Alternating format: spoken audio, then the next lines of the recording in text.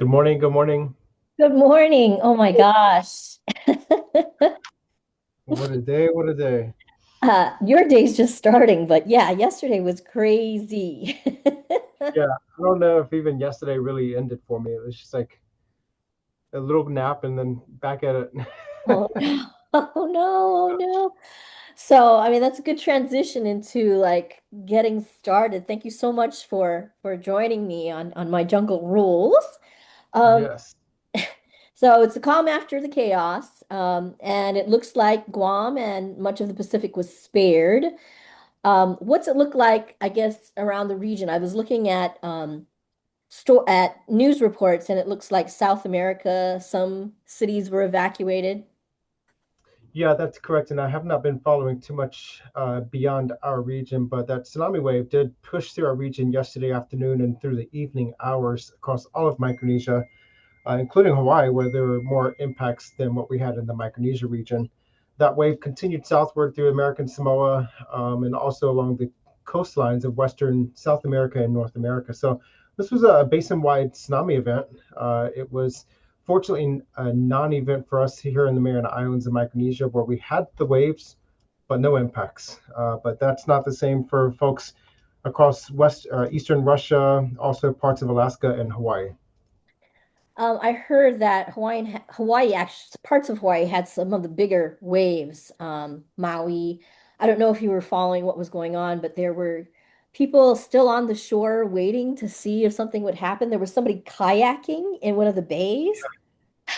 Yeah, and that's always a problem to be concerned about, especially on the emergency management and warning communication side. Is despite the warnings, people are still going to take actions that are against what we're asking people to do. So whether it's a tropical cyclone threatening a coastline, people are going to be out there surfing in the waves. They never miss an opportunity, but we ask people to avoid doing those things because it puts first responders in danger when they have to go and rescue people. We had that situation in Saipan last week with a tropical storm nearby. Someone went surfing and they couldn't get back into the reef, and we had to send responders out there, and they tried several times to get in back to shore on multiple locations, but the waves were so large they couldn't get back in. So eventually they made it back in. So we asked people to heed the warnings, heed the communications from the National Weather Service, the Tsunami Warning Center, and emergency managers to stay safe and to keep those first responders that may have to help you stay safe as well. So in this case, this time we had hours and hours of time to prepare, and there was still quite a bit of chaos. People here were stuck in traffic for hours, um, Yeah, and I saw that was the case too on Guam. What if it had happened in the middle of the night? I mean, yeah. were there It's, plans, or are there plans for something like this to happen when it's not the daytime and people do have access to transportation and can move quickly?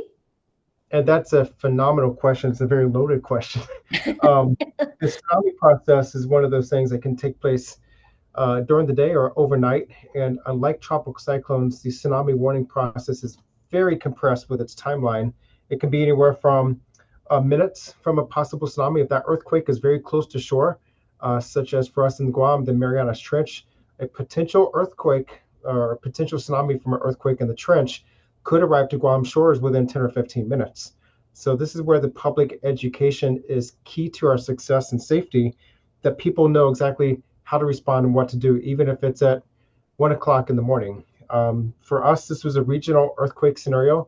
It was well up there in Russia. We did not feel the quake all the way down here, but that tsunami arrived within several hours. So we were looking at about a 5 hour time frame. So that's enough time to spin up communications and coordination with the Guam Homeland and CNMI Homeland Security offices, but not much more time than that. So we had to immediately snap into gear, stop all of our regularly scheduled work and plans, and go into a tsunami operations mode to communicate, to get that information to the community, what to expect, when to expect it, and how much to expect. And so for us, we were under a tsunami advisory. We were not expecting widespread inundation. We were not expecting destruction, but we were anticipating small waves and strong currents in the waters. And so that deviates from a tsunami warning, where you do expect a destructive tsunami wave, uh, possibly extensive inundation of coastal areas requiring full scale evacuation.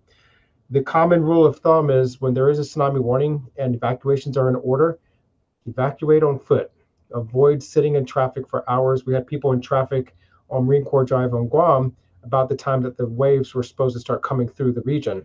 That's not where you want to be, especially if it is going to be a large tsunami. So evacuate on foot. Most of our islands have a very small coastal plain, and then it goes up in elevation. So most people can get to reasonable safety to elevation on foot.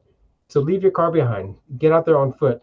But yesterday was not a warning scenario. We were not calling for widespread evacuations. It was merely get out of the water, get off the beaches. Okay, so I mean, worst case scenario, it happens at night, and you have to evacuate. So what, obviously the common sense is to get to higher ground. Are buildings safe? How high on a building could you go? Could you go to the top of your roof and you'd be okay? What's the general consensus on that? Yeah, and that really depends on the tsunami source, the tsunami that's forecast. For us, the communications are key. We have to get that information out to the community, assuming it's not a Marianas Trench scenario. If we had several hours to work with, our Guam police, our police department, first responders, emergency services, the mayor's offices, they're going to be going around. They're going to get spun up immediately with Guam Homeland Security. They're going to get spun up to start going around the villages and neighborhoods. They know their vulnerable populations. They know the hazard areas for a tsunami wave. They're going to be going door to door with bullhorns and knocking on doors to wake people up and get them evacuated. So again, time is of the essence in these scenarios, especially overnight. As far as where to go, our buildings are reinforced concrete, so we are reasonably safe from earthquakes. But as far as the water impacts, if you're right there on the coast and you live just a couple feet above water level, yeah, you'll want to get out of there. And probably your rooftop is not high enough for safety, especially if we're looking at a significant tsunami threat, such as from southeastern Japan or from the Marianas Trench. Wow. Okay. So looking, people had time to be watching tsunami.gov and seeing that map and seeing all those little dots and understanding, a warning versus an advisory versus a watch. But a multitude of those markers were purple and it was said threat. So where does that fall in with the levels of tsunami alerts? Yeah, and that's part of the internal communications and the warning process with the Tsunami Warning Center. The global tsunami warning process changed significantly in 2014 following the 2004 Indonesia tsunami event and then also the 2011 Japan tsunami event. PTWC used to issue those watches and warnings for all coastlines around the Pacific, around the globe.